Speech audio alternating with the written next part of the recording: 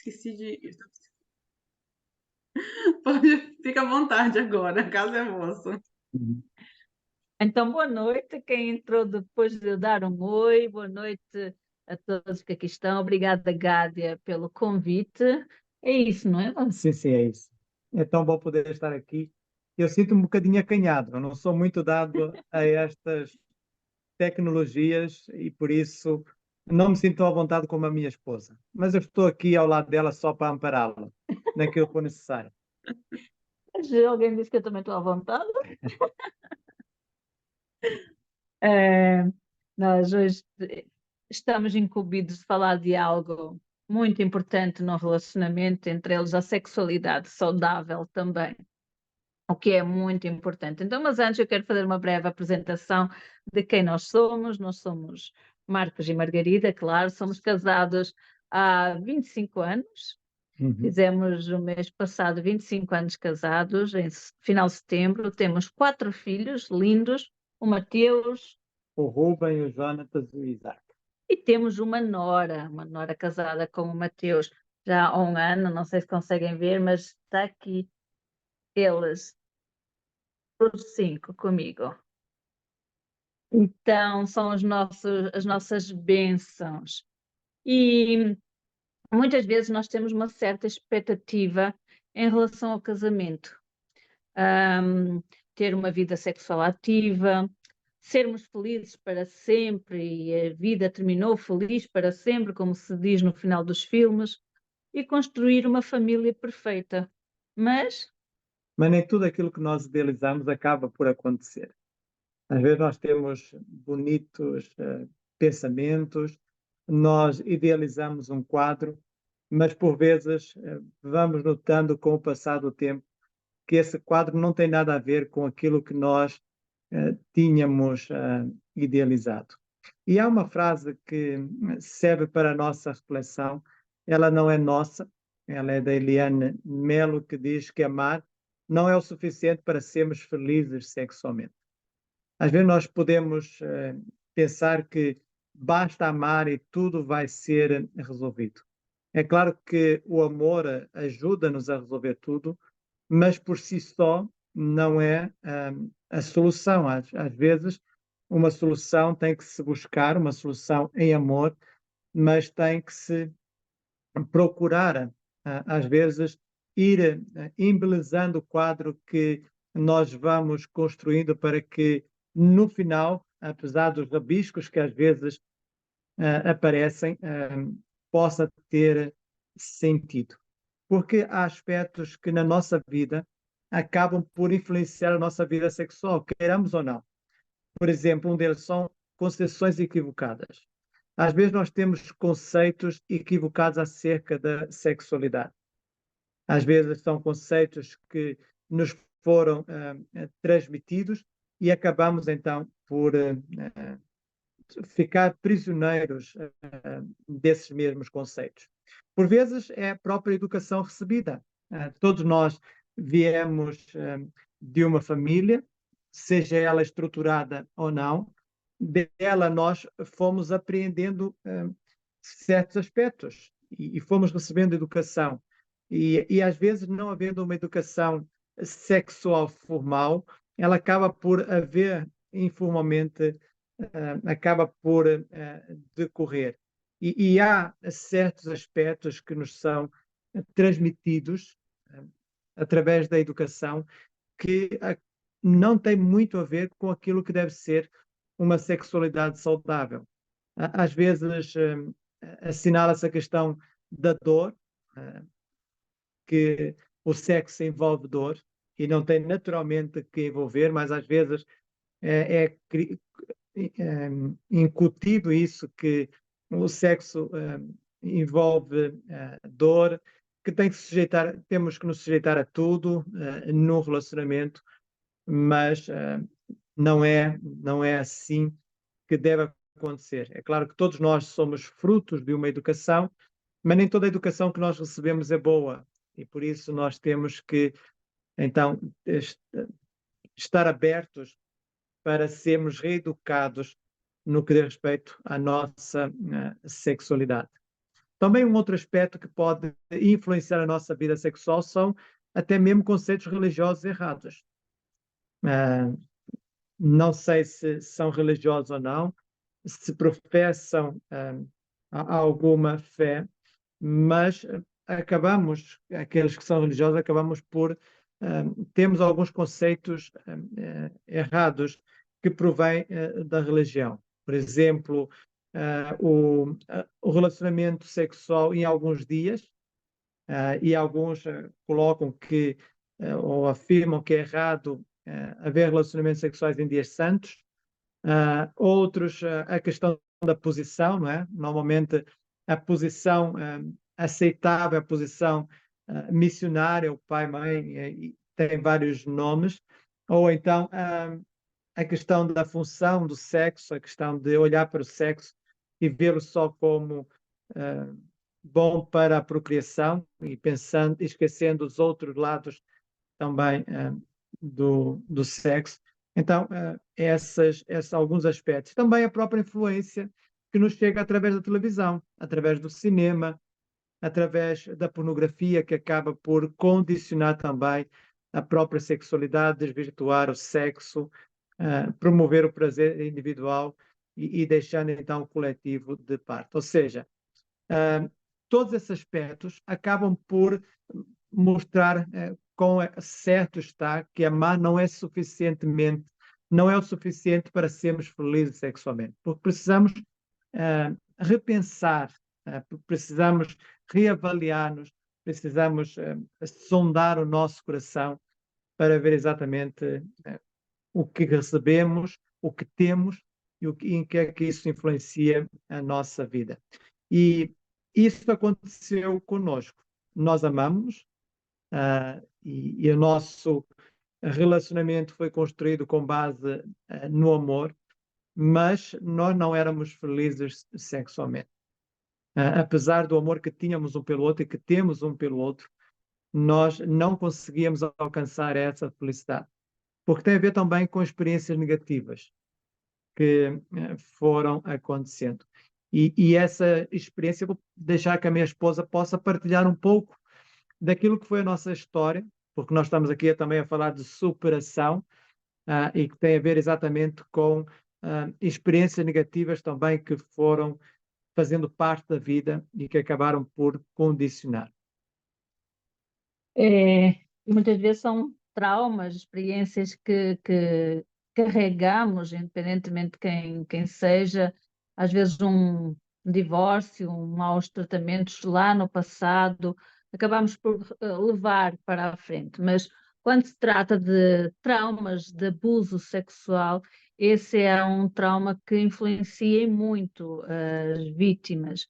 Na altura vítima, sim, mas infelizmente nós casamos, como eu disse no início, fez 25 anos, eu tinha 21 anos, mas eu vinha de uma vida muito, muito má mesmo a nível de abusos. Eu já tinha sido abusada por 8 homens diferentes ao longo da minha vida, entre um pai, um irmão, um homem que me criou como filha, tanto os pais adotivos, mais 3 fora do contexto familiar, mais o padre de uma instituição onde eu tinha vivido em criança. Então nós estamos a falar que foram muitos abusos e algo que uma menina jovem, adolescente, era a única coisa que conhecia, eram os abusos. Então, quando iniciei a minha vida matrimonial com o Marcos, foi tipo, ok, vais esquecer, tens um homem que tu escolheste para casar, para ser teu marido, então tudo vai melhorar e as coisas vão começar a ficar melhores.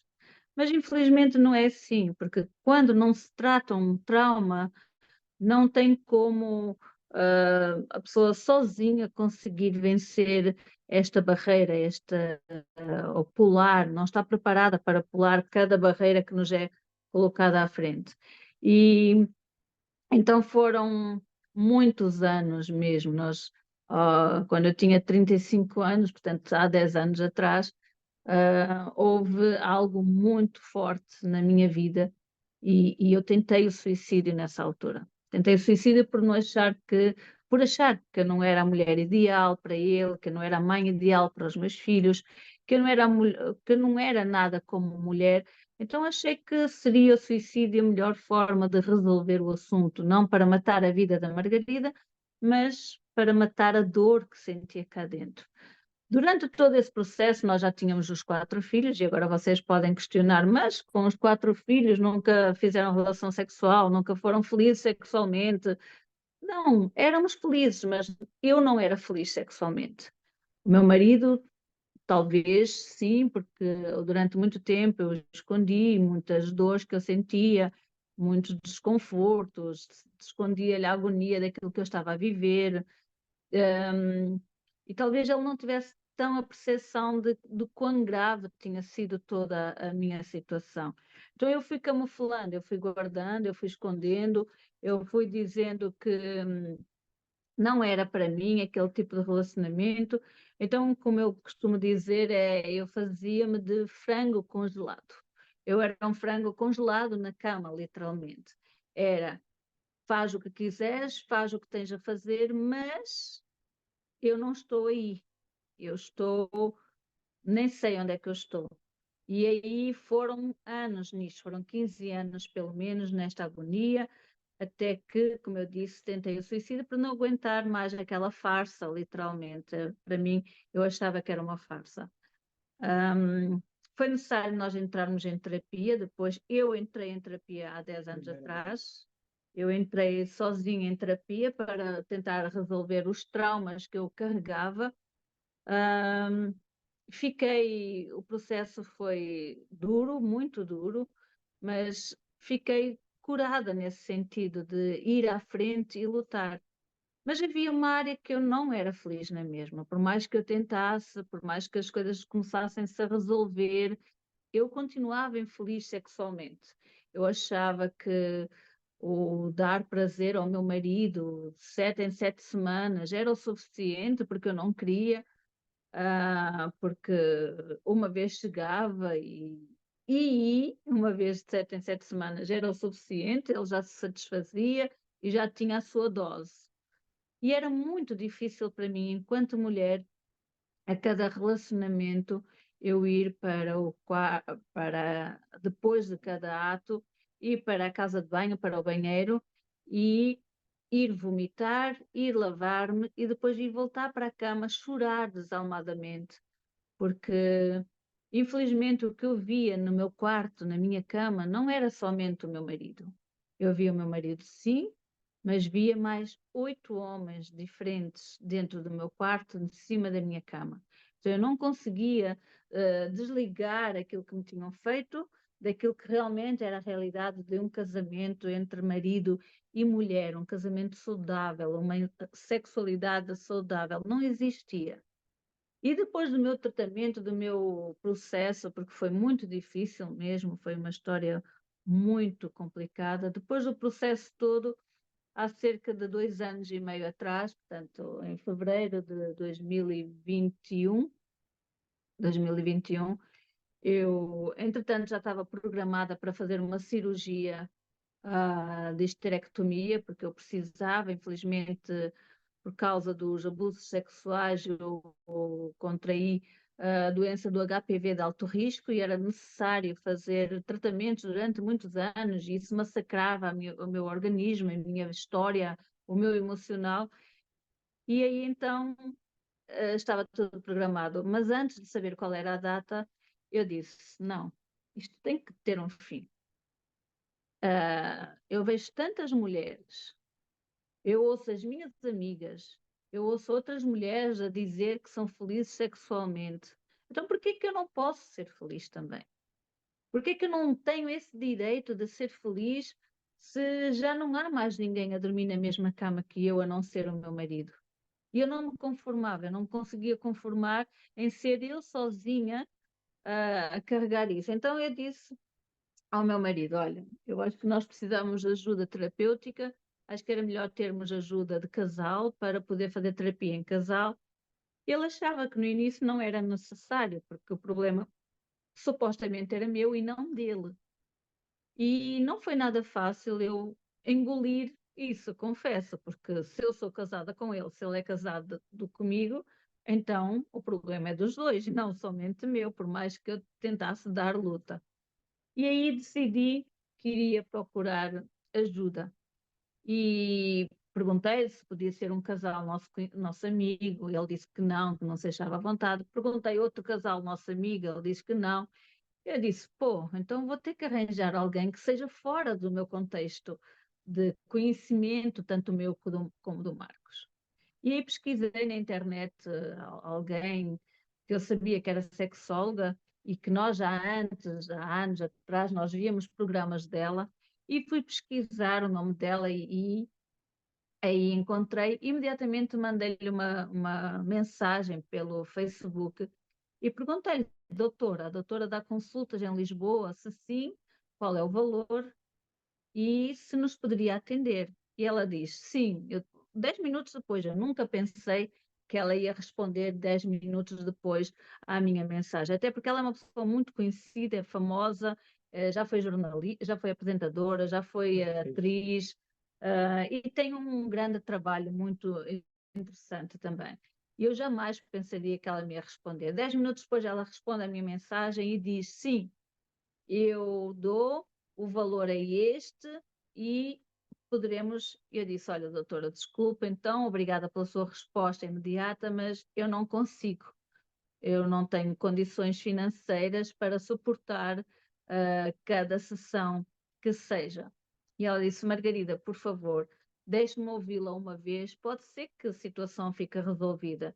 E eu disse, olha, não está a entender, eu não consigo, Margarida, deixe-me ouvi-la uma vez. Eu disse, ok, então eu vou aceitar ser ouvida essa vez. Mas quando ela disse isso, eu escrevi um textozinho assim no chat do Facebook, só uma parcela assim, e fui contando, doutor, aos 8 anos meu pai violou-me, fui institucionalizada dos 6 aos 12 anos, dos 9 aos 10 anos o padre da instituição abusou, aos 12 anos o meu padrasto abusou, aos 12 anos mais 3 homens diferentes abusaram, aos 15 anos o meu irmão violou-me, estuprou-me, e dos 14 aos 21 anos o homem que me criou como filha abusou de mim constantemente, provocando-me um aborto. E aí ela manda uma resposta que só foi praticamente isto: eu sou a pior mulher do mundo, sou a mulher mais infeliz do mundo, para mim sexo é a pior coisa do mundo, e se algum dia o meu marido morrer, eu não quero casar novamente só para não ter que ter envolvimento sexual com mais ninguém. Já me bastava o meu marido e não queria mais ninguém.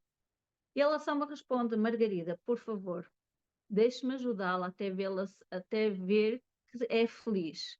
Eu disse, não, a doutora não está a entender, eu não tenho condições financeiras de lhe pagar, portanto eu não vou para a consulta, muito obrigada pela sua atenção. Ela, não, Margarida, a Margarida é que não está a entender.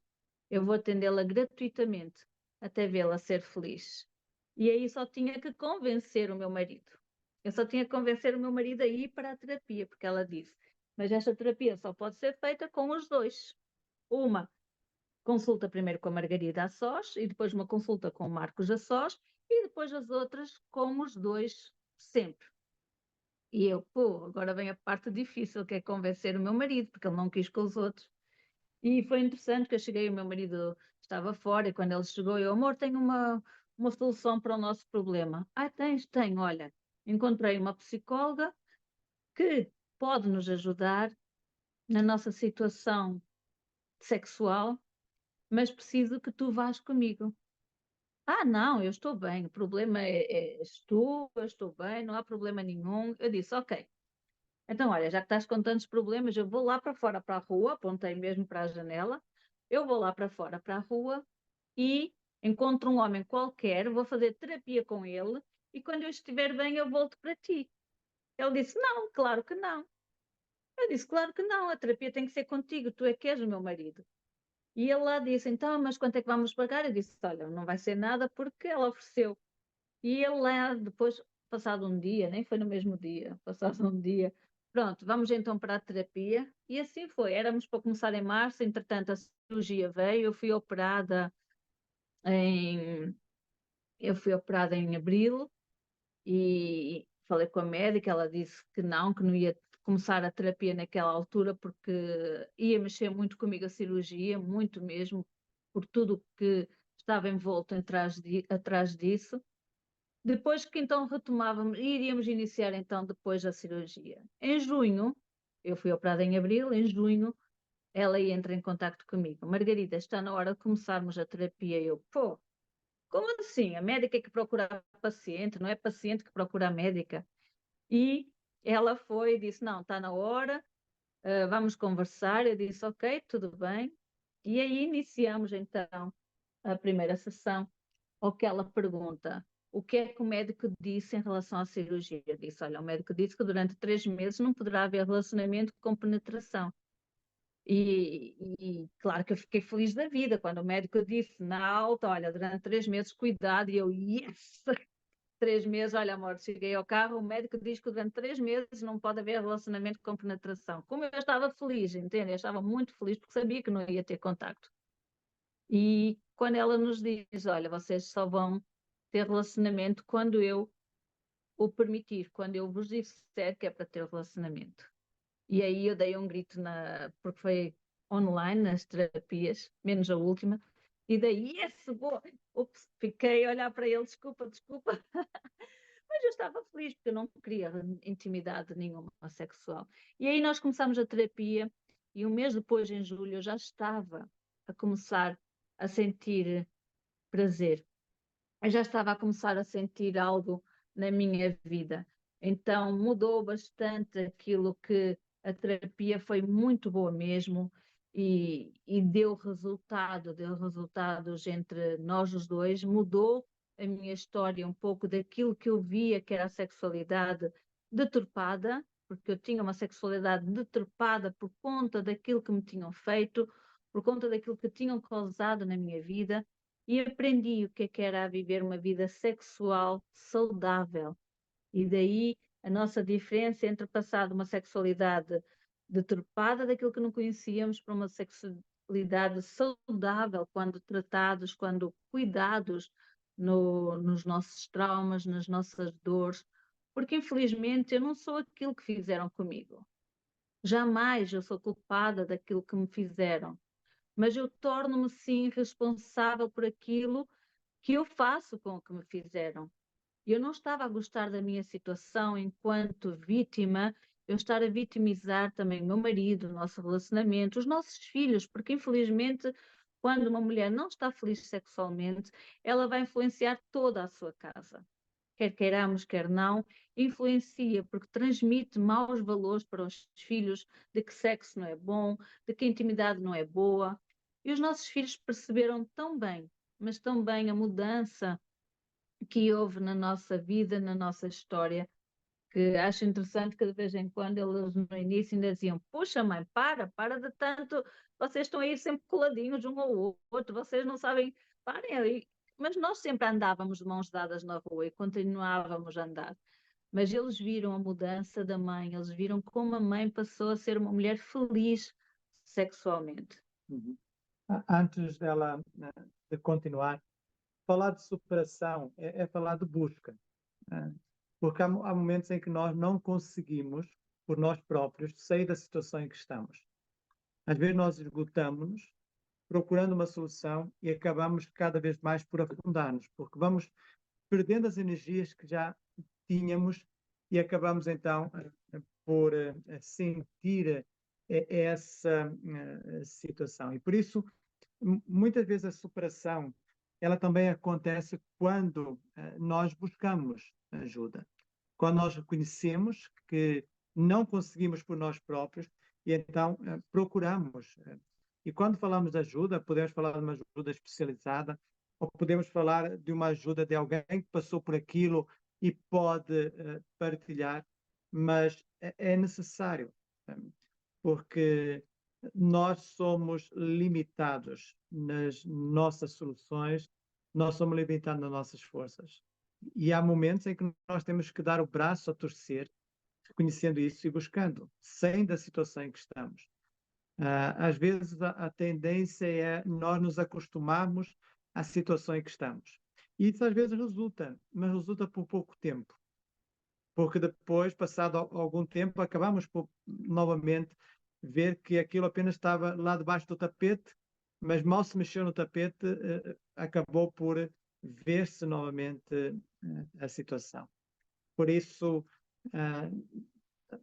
o melhor é procurar uma ajuda para sair. E não apenas procurar ajuda, mas esforçar-se por sair. Não se entregar à situação. Não dar aquela situação como nos tendo vencido. As situações são para se vencer, independentemente de quais sejam. Umas são mais difíceis do que outras, e quando falamos da questão do abuso sexual, da violação, são marcas para toda a vida, e isso é incontestável, deixa marcas, mas nós podemos tornar essas marcas menos dolorosas, podemos tornar essas feridas cicatrizadas, ou seja, pô-las ali, ter as marcas dela, mas não nos causarem dor quando falamos dessa situação. E por isso que é importante, então, não nos entregarmos e tentarmos, então, resolver a situação. É claro que é importante dar uma nota, ela falou de mim como, por vezes, não entendendo a situação dela. Às vezes, quem não passa pelo problema, pelo trauma, ou quem não está, não tem uma experiência similar, às vezes não sabe entender, não sabe lidar, às vezes, com o trauma do outro. E essa foi a minha luta ao longo de muitos anos. Eu via naquela situação, por vezes não entendia algumas reações que ela tinha e não conseguia compreender. Não conseguia compreender o porquê daquilo. Porque o que eu achava natural é que ela me desejasse assim como eu desejava também.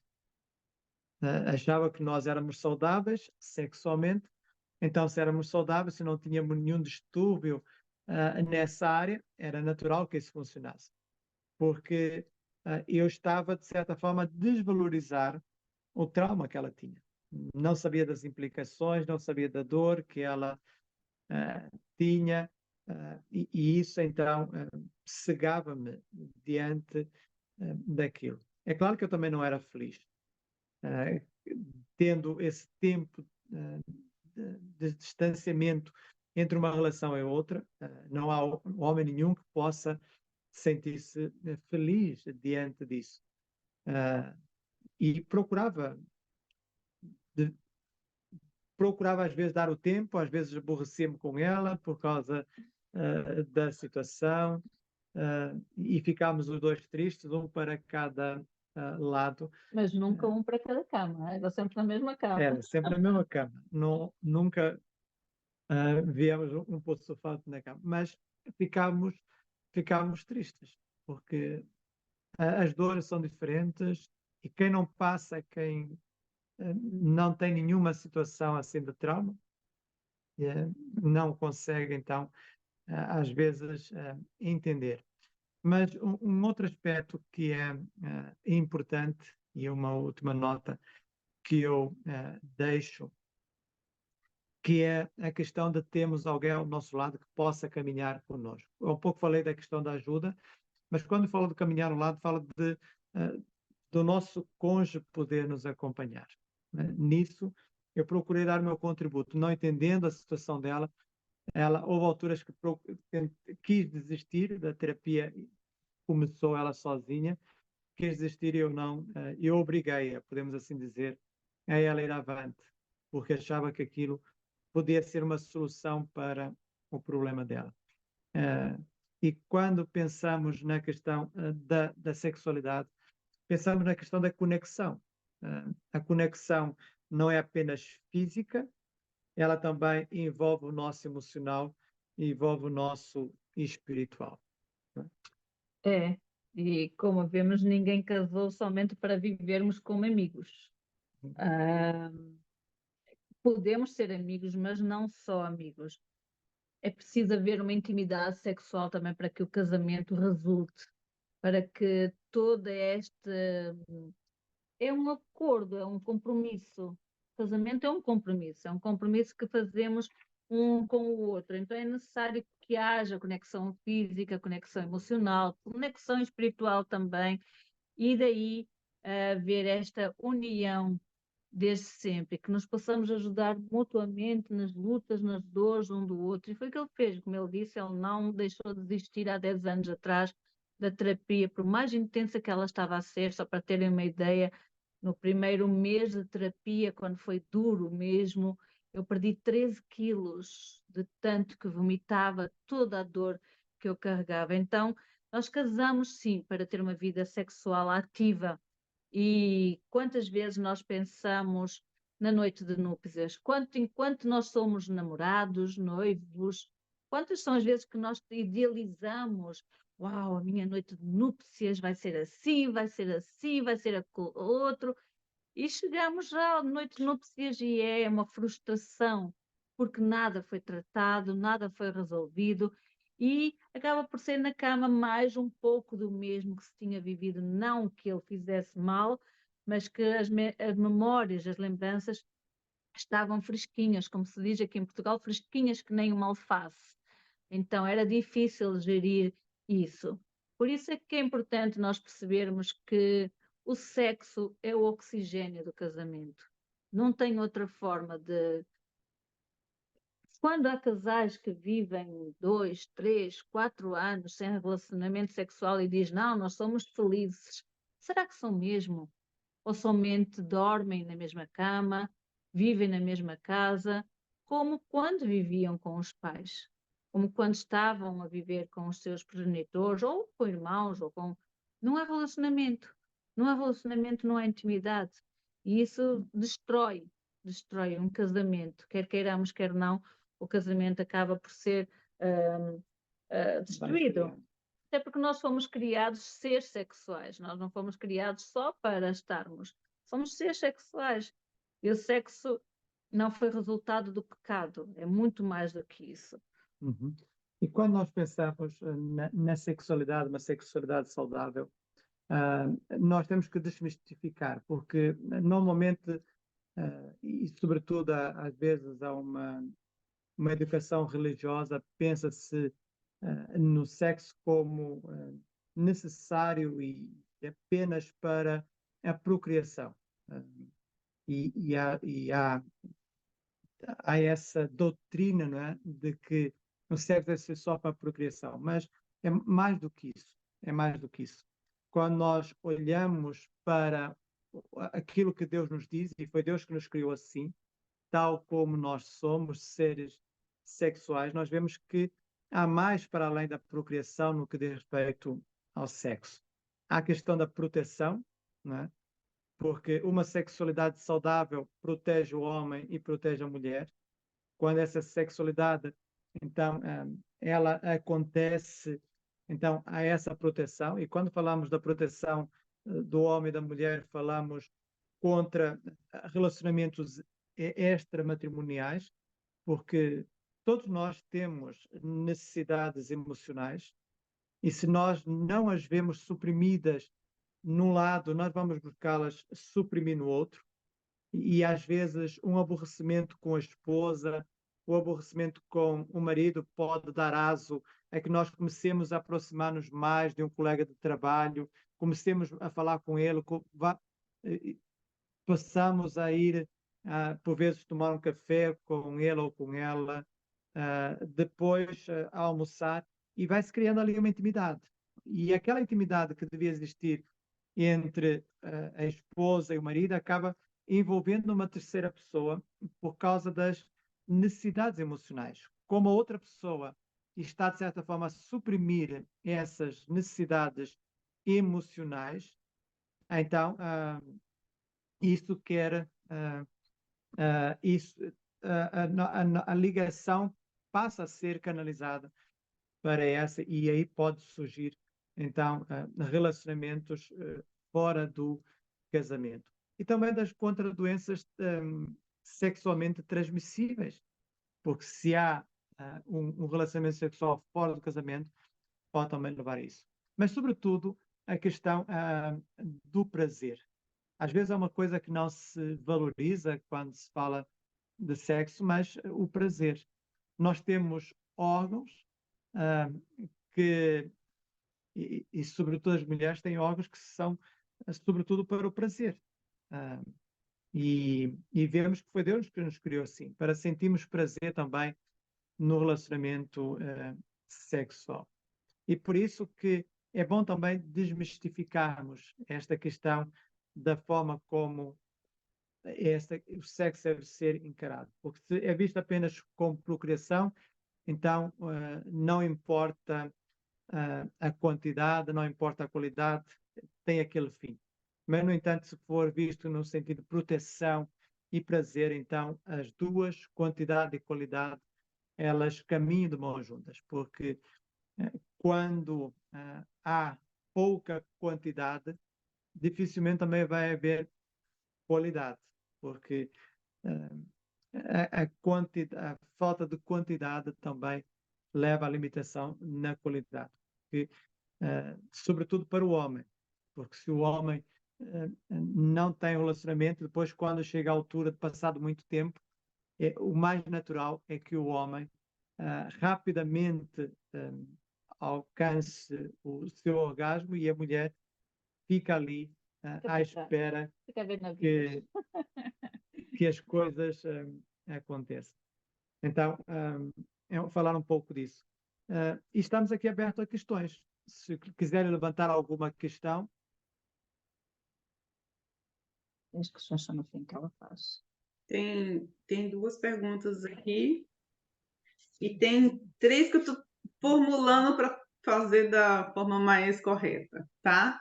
Então, gente, se vocês tiverem outras perguntas aí e quiserem, me envie aqui em privado para não sentir exposto, que ninguém vai saber quem fez a pergunta, tá? Podem enviar aí em privado e eu faço a pergunta, coisas vossas assim, colocando de uma forma que você não fique exposto em momento algum, tá bom? Uma pessoa perguntou assim: não tenho mais desejo sexual pelo meu cônjuge. Essa pessoa, se tornou uma pessoa muito diferente do que era antes. Não tem cuidados, e não cuidados no sentido higiene, né? E não aceita que eu diga nada, o que fazer.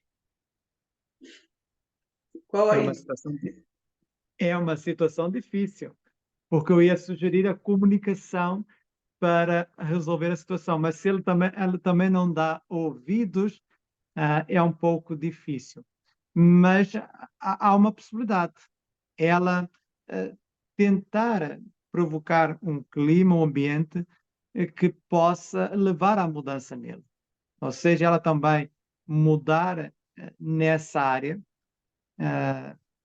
É claro que ela não tem esse desejo espontâneo por causa daquilo que enumerou, mas talvez ela mudando a abordagem em relação à situação, procurando, assim, quando as coisas estiverem melhores, tentar introduzir esse assunto, dizer, olha, eu amo-te muito, eu desejo-te muito, mas nós temos que nos ajustar, talvez numa tentativa posterior isso possa resultar, mas claro, quando a outra pessoa não quer ouvir, é um pouco difícil, porque grande parte das soluções passa um pouco pela comunicação.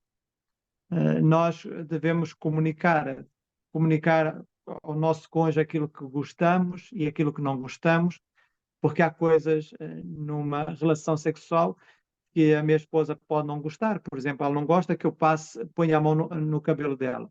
Então eu evito. Ela partilhou isso comigo. Há coisas que eu gosto e que lhe digo, e ela também. Então, é importante essa comunicação.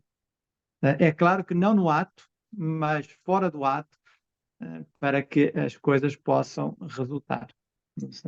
E falou sobre uma questão de higiene, talvez uma das dicas, nós não estamos aqui a dar soluções a ninguém, mas Uma das dicas é, sei lá, quando ele acabar de tomar banho e perto dele, beijar-lhe o pescoço e dizer eu amo quando te sinto cheiroso, eu sinto falta do teu cheirinho.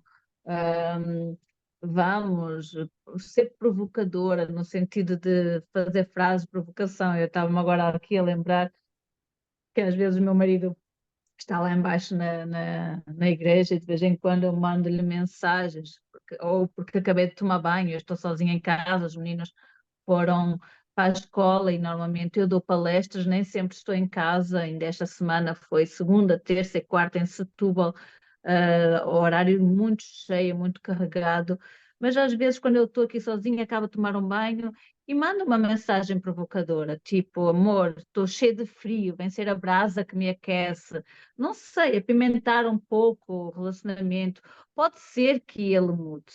E eu costumo dizer que quando eu mudo, o outro também tem tendência a mudar. Tu sejas tu a mudança que queres ver no outro. Começa por ti. Eu sei que às vezes a luta é cansativa. Porque eu já fiz isto, eu já fiz aquele outro. Mas será que estamos a ir pelo caminho certo? Será que é deste corredor que nós vamos? Então, às vezes é mais fácil dizer acabou, não consigo mais, eu vou desistir. Não, ainda poderá haver alguma forma de, e quem sabe, recorrer à ajuda terapêutica de casal e nem sempre é fácil, cada casal, cada vida é cada vida, umas coisas funcionam com uns, outras coisas não funcionam com outros, mas essa dica inicial, olha, eu amo quando tu tomas banho, quando ficas cheiroso, faz isso mais vezes para mim também e por ti, é uma dica. Uma boa dica. Muito bem, espetacular. A segunda pergunta. Eu e meu cônjuge passamos meses sem ter relação, mas não existe relação extraconjugal, ou seja, eles são fiéis, mas não têm relação um com o outro. Vivemos na mesma casa, mas não conseguimos ter uma vida de marido e mulher, ou seja, está mais uma vivência como amigos, como cúmplices, como pais, mas não tem uma vida sexual ativa. E vivem na mesma casa para proteger os filhos ou só mesmo nesta questão de, ok, nós mantemos-nos juntos como amigos para que os nossos filhos saibam que têm um pai e uma mãe juntos? Será que isso não vai ser prejudicial para os filhos quando crescerem, saberem que os pais estiveram juntos só por causa deles? Não será trazer uma culpa para cima dos filhos desnecessário? Mais uma vez, apelo para que haja terapia de casal, porque casal que casa não é para conviver em casa somente como amigos. Existe tudo, e eu, como disse, eu ficava 7 semanas, o mínimo, mas chegámos a ficar 6 meses, 9 meses sem relacionamento, porque eu não queria, principalmente depois do nascimento de um dos filhos, eu lembro-me que estava sempre na desculpa que não queria, não queria, mas infelizmente, por mais amigos que nós sejamos, o clima vai quebrando, as discussões vão entrando, o mau ambiente em casa vai surgindo. E será que é esse o bom espírito para os filhos também? Será que eles. Não é será, os filhos sabem, os filhos percebem quando os pais não são pais. Entre eles, não são marido e mulher. Eles sabem que cada um está para o seu lado. Portanto, e aqui sem ferir ninguém, sem ferir quem fez a pergunta, será que às vezes não será um capricho nosso de, eu costumo dizer na brincadeira, que às vezes por uma unha encravada nós fazemos o fim do mundo sobre a nossa sexualidade, não quero, então inventamos uma dor de cabeça, não, hoje estou com dor de cabeça, eu confesso que foi uma das coisas que eu nunca fiz, foi inventar uma dor de cabeça. Normalmente eu dizia que não queria, ou fingia, ia para a cama e fingia que já estava a dormir, ou então deixava que ele fosse primeiro para a cama e que ele adormecesse, eu ia a seguir, e quando ele se virava para me tocar, eu dizia não quero, deixa-me, mas nunca fui de inventar. E muitas vezes por uma coisa mínima, não, mais uma vez, não ferindo ninguém que está aqui, por uma coisa mínima nós não queremos. E às vezes eu vou também para a relação sexual sem vontade. sem aquele desejo. Mas existem, nós aqui temos duas situações do desejo. Temos o espontâneo, como o meu marido já falou, e temos o responsivo. O espontâneo é aquele que eu automaticamente vou e eu quero e eu procuro e eu tomo a própria iniciativa. Mas depois tem o responsivo. Eu não quero inicialmente, mas quando começo a ser acarinhada, quando começo, eu acabo por me deixar envolver. E não deixa de ser um sexo prazeroso. Não deixa de ter o seu prazer dentro da relação. Não deixa de haver um orgasmo, não deixa de haver um momento íntimo, prazeroso e bom. E eu confesso que durante 23 anos, eu disse que era casada há 25 anos, durante 23 anos eu não sabia o que era um orgasmo. Eu fingia que tinha um orgasmo para que a relação acabasse rápido, porque assim ela acabando rápido, ela deixava-me em paz. E quando eu digo que ia para o banheiro, para a casa de banho, vomitar depois da relação sexual, eu não estou a falar de há 10 anos atrás, eu estou a falar de há 2 anos e meio atrás. Eu continuava com essa postura porque eu não estava tratada no meu emocional, no sentido da intimidade de casal. Depois da terapia, sim, eu aí comecei a sentir orgasmos. E é algo tão bom, é tão único. Ah, Margarida, mas só sentiste com 23 anos casado? Sim! E que bom que foi, porque eu hoje posso continuar a aproveitar os meus orgasmos. Não só duplos, mas já triplos, portanto, na mesma relação. Então, quando eu me entrego ao responsivo, quando eu digo, ok, eu não quero mais, entrego-me, o organismo vai reagir, porque o problema não está em baixo. O problema está aqui em cima, na nossa cabeça. E quando eu resolvo o que me incomoda aqui em cima, na minha mente, no meu pensamento, lá embaixo vai trabalhar muito bem. Acreditem, eu estou a falar por experiência própria. Quando o problema em cima é resolvido, embaixo vai trabalhar, que é uma maravilha, tá? Então, Uhum. E essa pergunta, a essa questão, acho que é importante nós pensarmos o que impede. Pelos vistos, por aquilo que são fiéis de um ao outro, não têm um E relacionamento se amam, extramatrimonial, e quer se dizer, amam. se amam, o que é que impede? Então, se eles têm o ingrediente principal, que é amor, o que é que se impede? Será que há algum trauma que precisa ser trabalhado? Será que há alguma situação entre eles que pode ter originado isso? Porque quando o relacionamento sexual não é bom, o nosso cérebro ele vai, de certa forma, procurando, vai incutindo isso e vai impedindo que haja. Por isso é pensar o que é que está a impedir e tendo descoberto a causa, tentar tratá-la, porque não é saudável que assim aconteça. Deixa de haver conexão entre eles. Conexão física, emocional e espiritual. Porque, como um pouco foi dito, o sexo é o oxigênio do casamento. É importante. Não é tudo, mas é importante. E sem a falta disso, passa a ser um relacionamento entre amigos. Que estão na mesma cama, até dormem na mesma cama, mas que são amigos. Mas o casamento é mais do que uma amizade. O casamento envolve um relacionamento íntimo. É a questão de serem uma só carne. Né? Como é que podem ser uma só carne sem esse relacionamento físico? É um pouco difícil. Então é pensar o que é que está a impedir e tratar. Entre nós havia um impedimento que levava a essa distância. O impedimento foi tratado e o nosso relacionamento hoje é muito bom. Mas houve uma identificação, houve um tratamento e agora estamos a viver uma nova experiência. Ô, único. Marcos, eu vou fazer uma pergunta agora. Não é sexismo, não, tá? É uma pergunta, você como homem, eu gostaria que você me respondesse.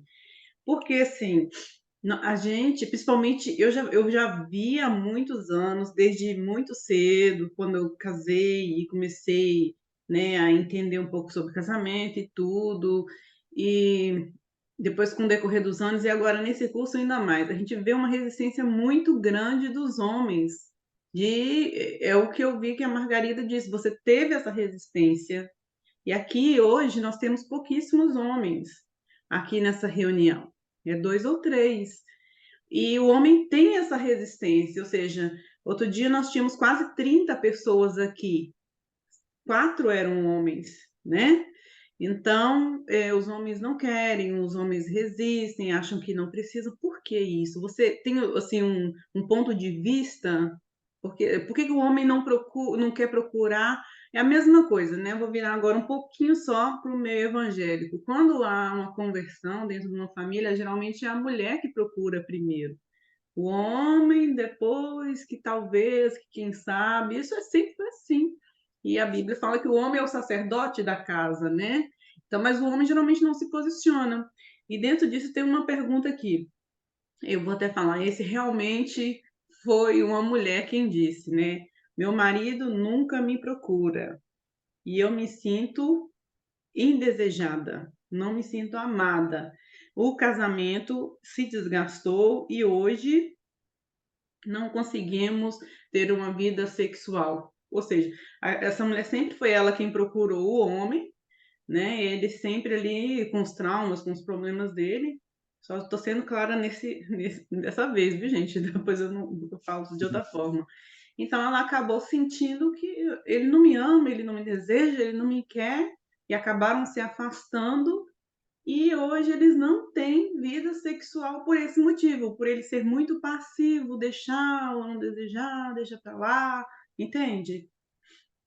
Mas tem que se pensar para onde é que ele está a canalizar a sua energia sexual. Todos nós temos, todos nós acumulamos essa energia. E às vezes há coisas que vão substituir. Por exemplo, às vezes uma dona de casa, uma mulher, às vezes ela canaliza a sua energia para fazer as tarefas da casa, tenta, de certa forma, canalizar. E às vezes os homens também podem canalizar para o trabalho, mas às vezes podem canalizar para jogos, e como depois o seu cérebro fica cheio de dopamina, que é a coisa do prazer, então acaba por não desejar, porque o natural é que às vezes se desejam, e sobretudo da parte dos homens. Os homens, por natureza, não é? Têm esse desejo, têm essa reação física de uma forma mais acentuada do que as mulheres. Mas para onde é que estará a canalizar essa energia? O que é que estará a substituir esse não procura da mulher? É importante porque alguma coisa aí não está bem. Ou mesmo Alguma a coisa não. pornografia, não só os jogos, mas mesmo a pornografia, não estamos aqui a dizer que é o caso, mas infelizmente muitos homens são consumidores de pornografia às escondidas e muitas mulheres mais tarde é que vão perceber nos seus celulares, nos seus telemóveis, que realmente havia ali pesquisa sobre a pornografia e contentam-se em pornografia, contentam-se depois em ir para o banheiro se masturbar e ficam por aí, já não têm necessidade de ter uma mulher para o satisfazer. Portanto, depende para onde é que ele está a canalizar toda a sua essência sexual, porque existe isso em todos nós. Até nas crianças nós percebemos que existe o prazer, a sensação boa, que às vezes nós mudamos a fralda a uns meninos, por exemplo, quando é meninos, eles têm tendência a tocar, para já, primeiro é só por uma questão de conhecimento, curiosidade, porque durante anos aquela parte esteve fechada com a fralda e ele acaba por se tentar descobrir. Mas quando os meninos são mais crescidos, eles sentem, às vezes sentem prazer de estar ali, não tem mal, porque é o conhecimento do seu corpo, mas quando é excessivo, aí sim é preciso ter cuidado e procurar ajuda. Então, para onde é que está, como o Marcos disse, para onde é que está a ir? Para onde é que ele está a canalizar essa falta de desejo de procurar a esposa? É importante, mais uma vez, a comunicação, é importante a ajuda terapêutica. Não há mal nenhum em um casal procurar ajuda terapêutica. Até vai ser saudável eles poderem entender o que é que podem mudar um com o outro, porque às vezes eles já não encontram um caminho, os dois juntos, para fazer mais este percurso. Então é preciso um terceiro, um intermediário para ir, olha, vamos tentar resolver para aqui, agora vamos tentar resolver para aqui, aqui não deu solução. E é uma expressão muito interessante que eu gosto de ouvir, quando nós não sabemos para onde ir mais, qualquer caminho vai servir. E será que esse qualquer caminho na minha vida vai ser o ideal?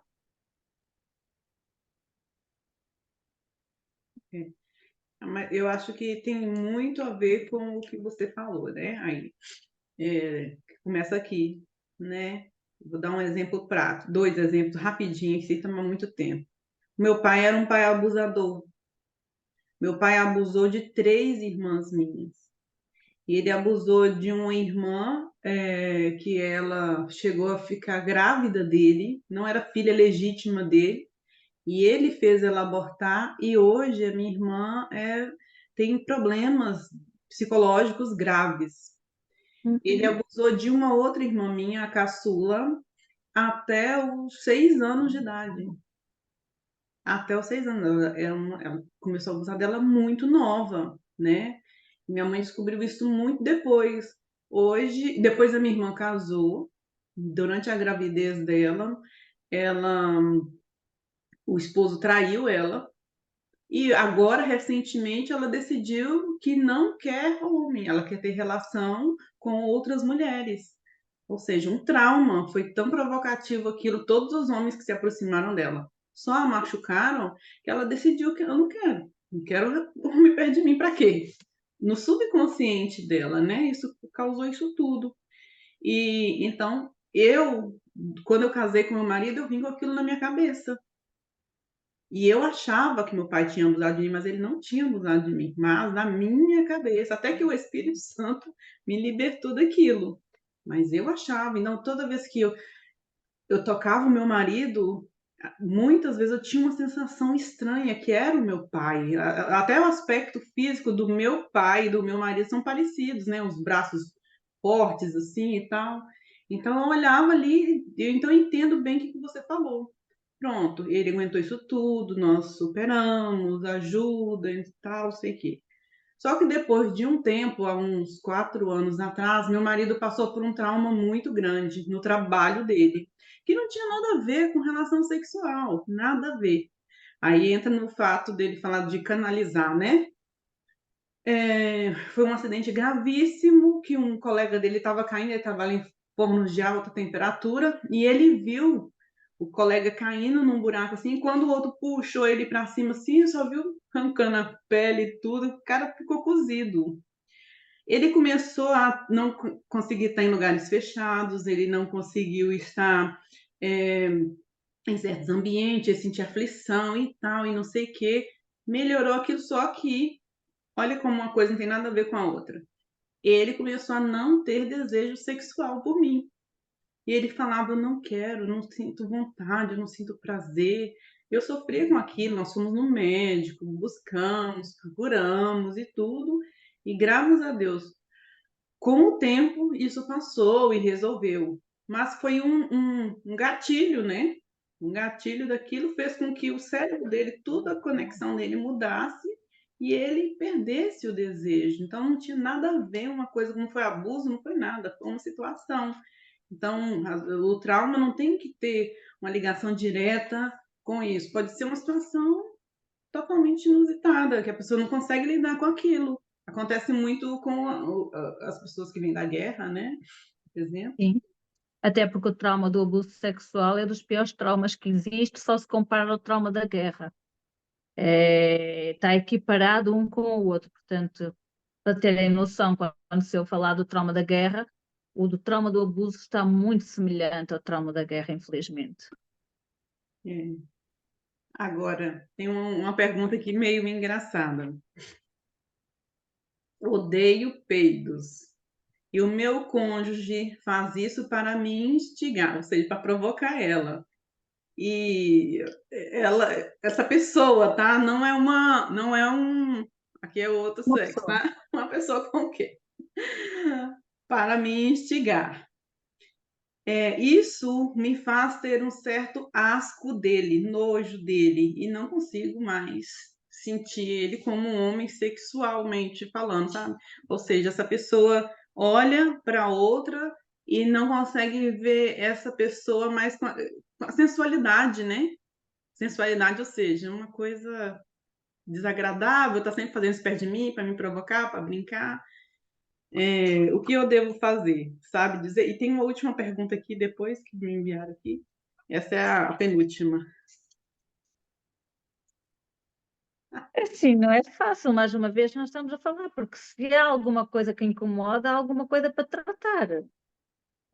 E faz-me lembrar muito a questão, porque entretanto eu comecei a trabalhar na área da prevenção do abuso sexual, eu dou palestras a crianças na temática, mas muitas vezes as nossas crianças estão a fazer qualquer tipo de birra, qualquer tipo de situação, nós não conseguimos entender, mas muitas vezes o problema não está na criança, o problema está em mim. O que é que eu tenho dentro de mim para resolver ainda que não foi resolvido? E aí ponho ali para aqui o que é que essa pessoa tem dentro da vida dela ainda para resolver que ela não consegue assimilar, não consegue perceber o que é, porquê que olhar ou tocar ou estar a sentir, o que é que lhe dá essa repulsa? Onde é que vem isso? Qual é a origem dessa repulsa? Qual é a origem desse nojo? É preciso ir atrás da história e, mais uma vez, tratar o que tiver que ser tratado. Porque quando eu trato o problema que está na cabeça, o resto vai fluir. Então, mais uma vez, volto a enfatizar a necessidade urgente de procurar ajuda. E não é errado procurarmos ajuda. Não é um ato de cobardia, não é dizer, eu sou miserável. Não. Só procura ajuda quem é corajoso. Para todas as áreas. Eu continuo a fazer isto ainda hoje na minha vida. Eu hoje na minha vida, se eu não estou bem com uma coisa, tento procurar ajuda. Eu vou engolindo, às vezes eu engulo ainda muitos sapos, porque não me sinto digna ainda de muitas situações, por conta de toda a história. Mas eu vou à luta, portanto, para essa pessoa que fez a pergunta, de sentir nojo, vai à luta e vai tentar perceber o que é que está por trás desse nojo, dessa forma de olhar ou lidar com a situação.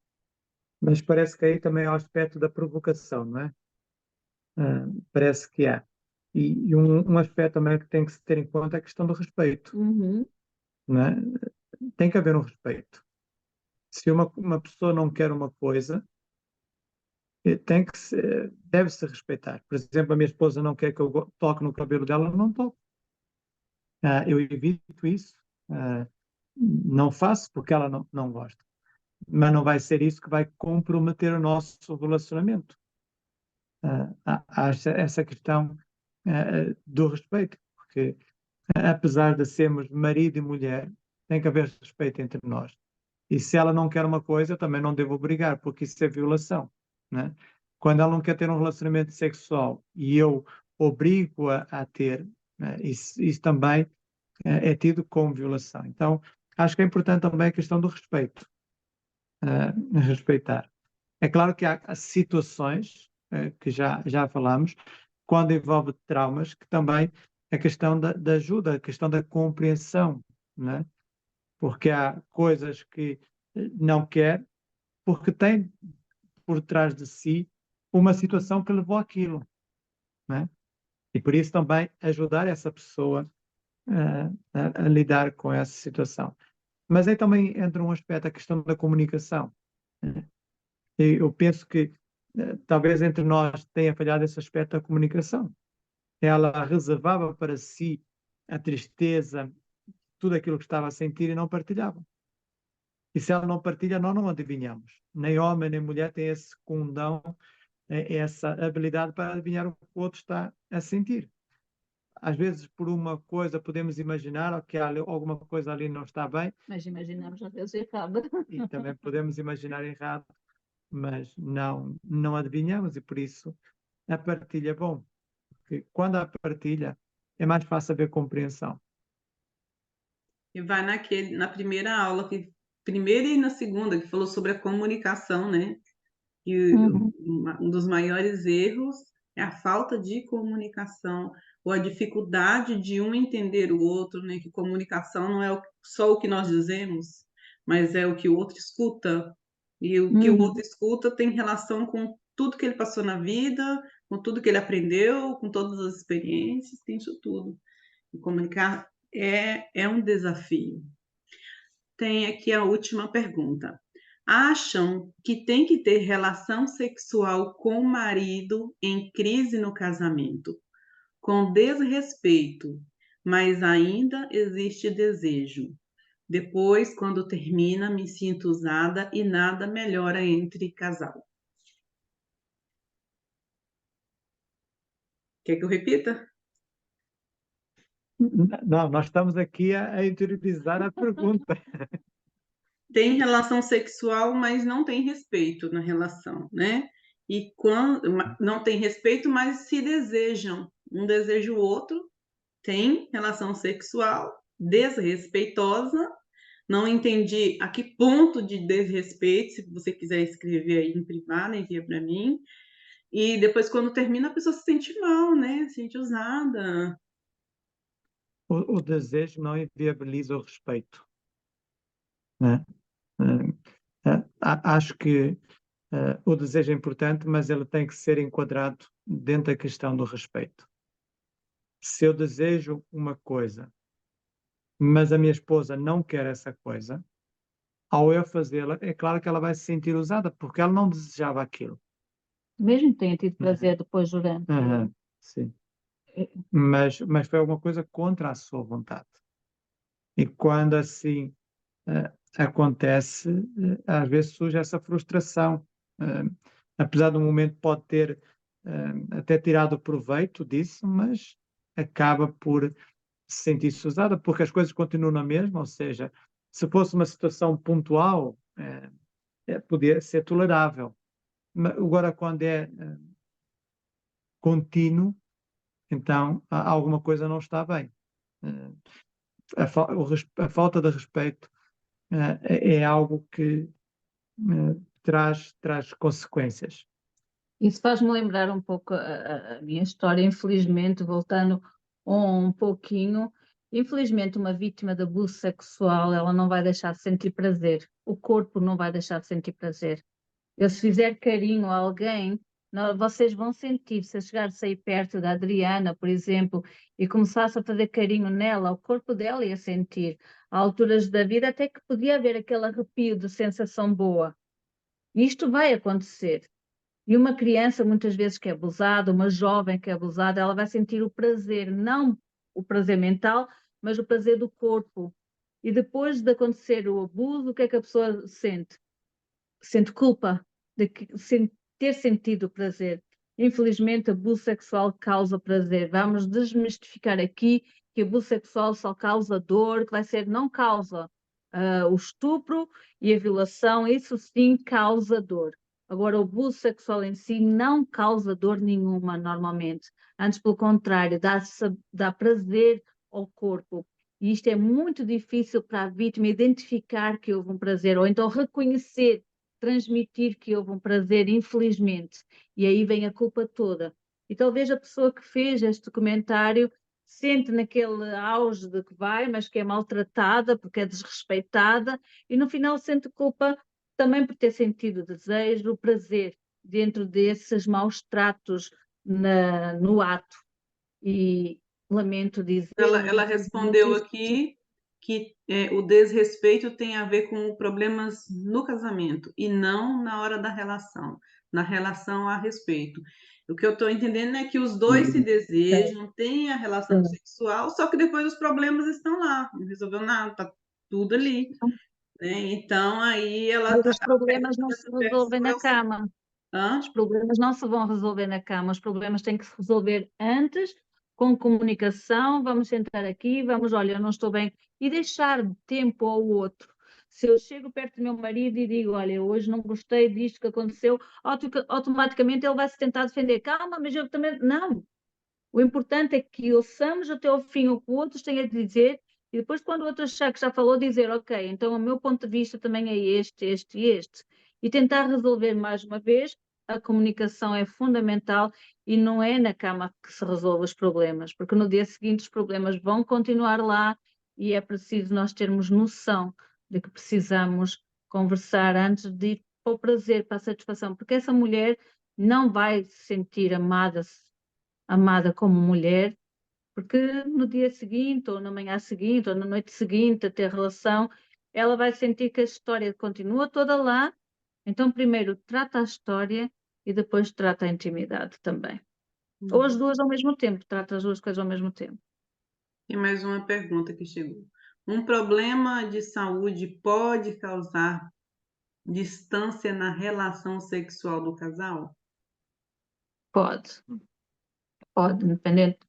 o facto de eu ter tido, antes da cirurgia, o HPV de alto risco, isto distanciava-me um pouco dele, porque eu não queria, era sofrido demais para mim ter relações sexuais, porque ficava 5 dias com dores horríveis, como se tivesse facas a espetar por mim acima, por causa das feridas que eu tinha no colo do útero. Agora já nem tenho colo do útero, não tenho nada, não tenho trompa, mas hoje em dia sim, eu sou feliz, somos felizes sexualmente, somos saudáveis sexualmente, mas enquanto esse problema persistia, havia um afastamento, eu não queria nada com ele, além dos sangramentos. Então, é uma questão de saúde, sim.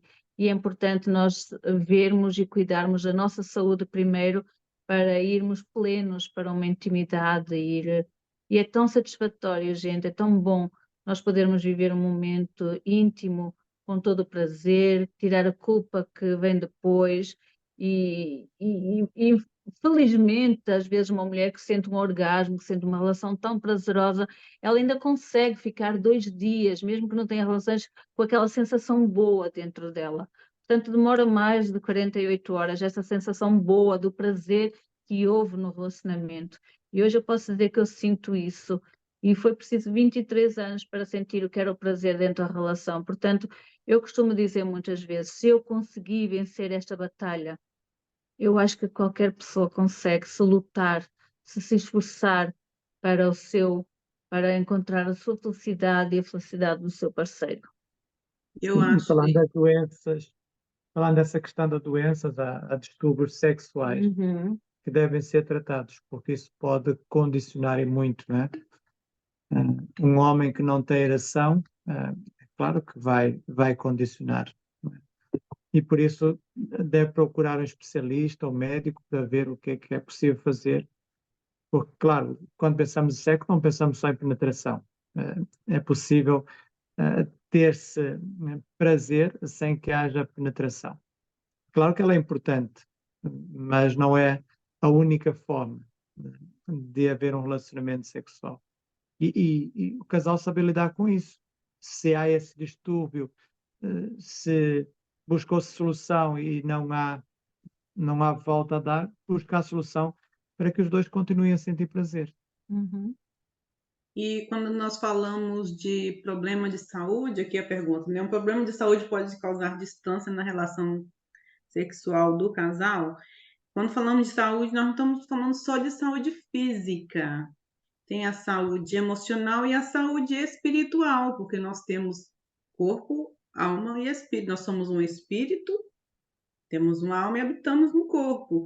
Então, pode ser de qualquer parte, pode ser desde a infância, foi criado de uma forma, uma educação e traz aquilo, atrapalha o emocional, atrapalha o espiritual e o físico sente. Então, a pessoa está ali cheia de coisa na cabeça, mas não é assim que eu entendo a vida. E não consegue levar isso para a relação, né?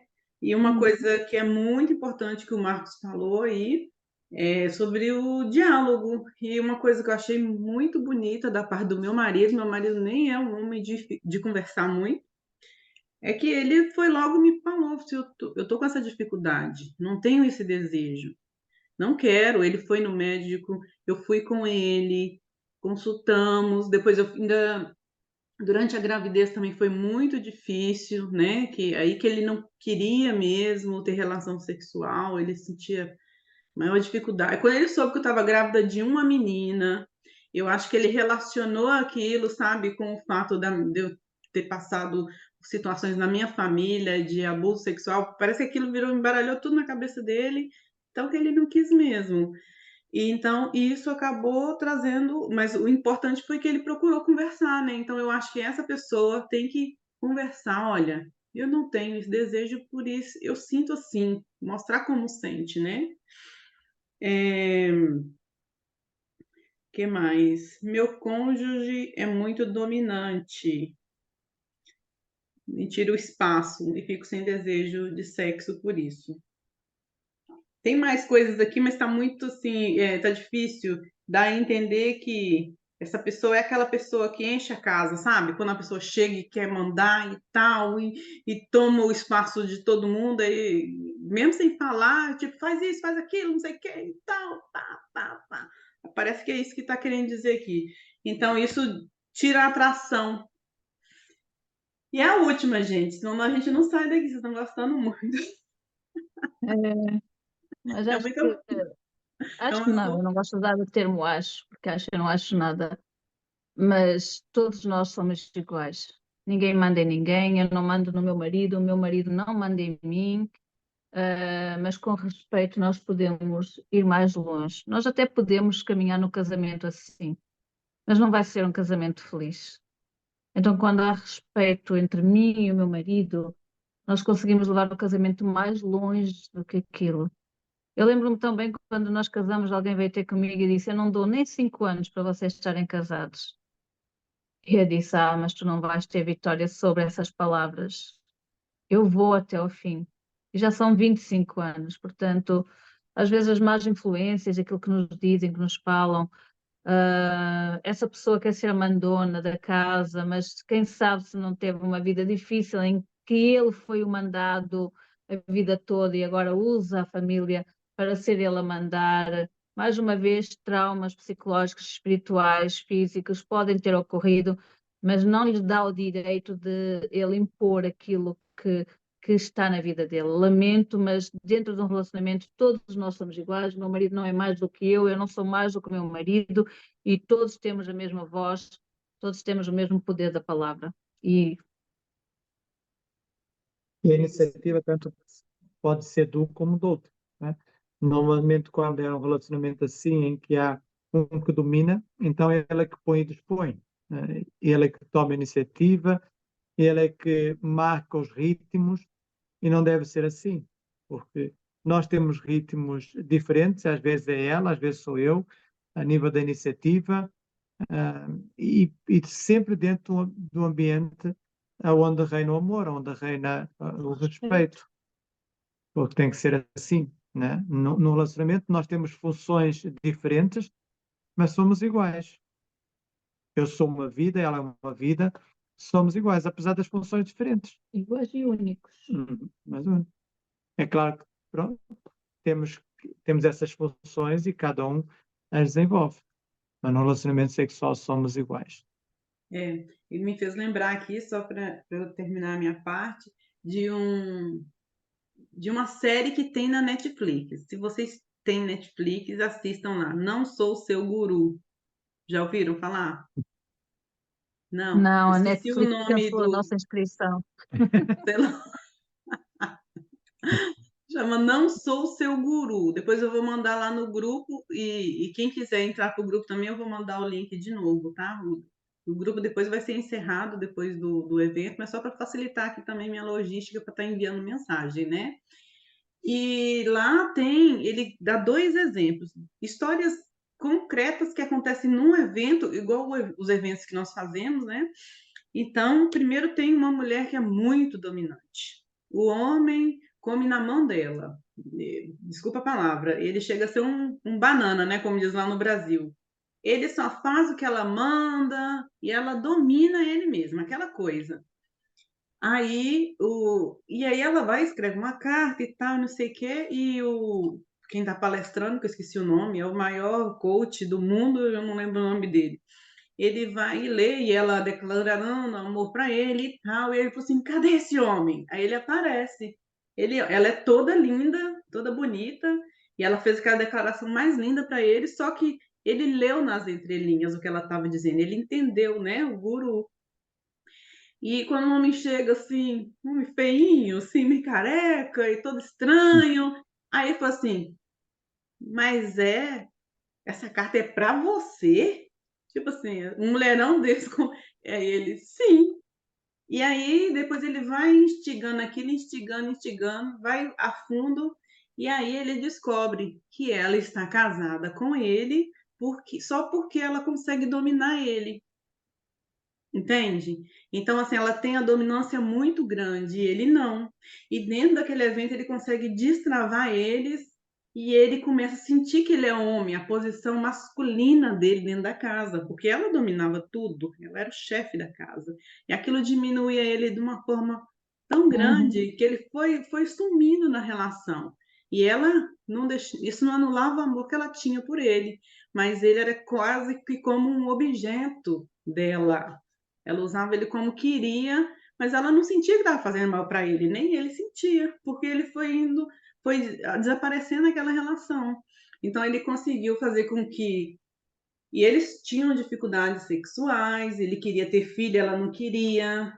Ou seja, o filho vai tirar minha atenção, eu não vou ser o foco dessa relação e eu quero continuar dominando. Tudo no subconsciente dela, ela não entendia isso, nem ele. E aí ele conseguiu destravar aquilo e fazer com que ele começasse a assumir o papel dele. Um ano depois, ele já tinha um filho, ele já estava um homem muito mais bonito, porque começou de dentro para fora, aquela Uhum. mudança, e ele sentiu que ele era o homem da casa, não era um objeto dela. E lá dentro também tem uma situação de uma filha, que a mãe acaba se diminuindo e a filha tem automaticamente que tomar conta da casa. Mas por quê? Porque a mãe teve um trauma que perdeu um filho e aí a mãe começou a desfazer, a fazer pouco de todos os outros filhos. E a casa ficou descuidada e aquela filha tomou a posição da mãe. E a mãe ali, ela se colocava como vítima, que esse negócio de vitimismo é um problema muito sério, muito grave. A mãe se colocava como vítima, mas na verdade a mãe começou como carrasca e depois a filha teve que tomar aquele papel, senão a família saía. É incrível, vocês têm que ver. É muito bom. Não sou seu guru. Assiste lá.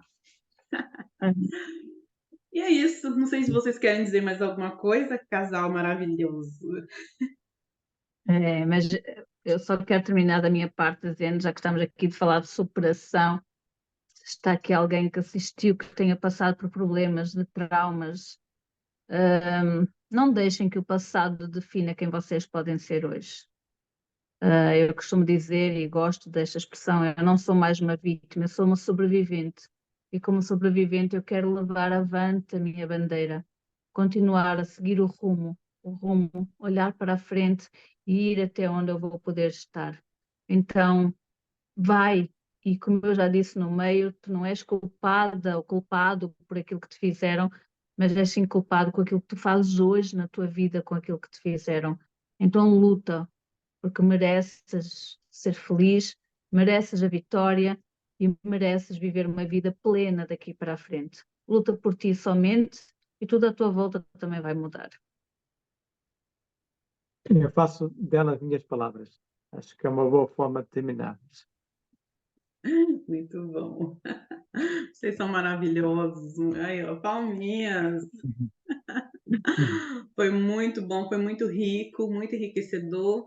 E eu só tenho a agradecer vocês, tá? De tirar esse tempo para nós, de estar aqui, de compartilhar a sua história, Margarida. Toda vez que você conta, eu fico emocionada. Eu já chorei aqui.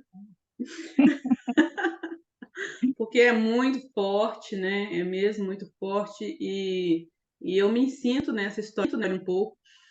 A Margarida tem um livro escrito, né, Margarida? Tem ele Tem, fácil por aí para acaso não está mostrar. aqui. Tem no Não, Brasil esse livro? Porque tem um pessoal do Brasil. tem no Brasil. Tem no Brasil, tem aqui em Portugal. Eu tinha ali um em cima, mas o meu pássaro roeu uma capa, malandro. Olha que Então, lindo. este é o livro que está aqui em Portugal. Aqui em Portugal eu posso fazer chegar às vossas mãos por correio. O livro aqui custa 13 euros e tem à venda no Brasil que também se pode fazer chegar à vossa mão. Basta dar, eu dou o Pix, a pessoa que está responsável por ele, mostrar o comprovante de que pagou, enviar mais o frete, o valor do frete, que acho que são 10 reais, e o livro chegará também às vossas mãos consoante a Gádia pode receber as informações de quem quiser e depois passa para mim, que eu passo para a minha, como eu digo, a minha secretária do Brasil. Tá? Então, Pérola, Margarida significa pérola, dei o nome Pérola e retrata um pouco a minha história. Vocês ouviram muito por alto, mas está aqui um pouco desenvolvida a história da Pérola. E conta aí rapidinho o que está no livro. O que acontece no livro? É a sua história.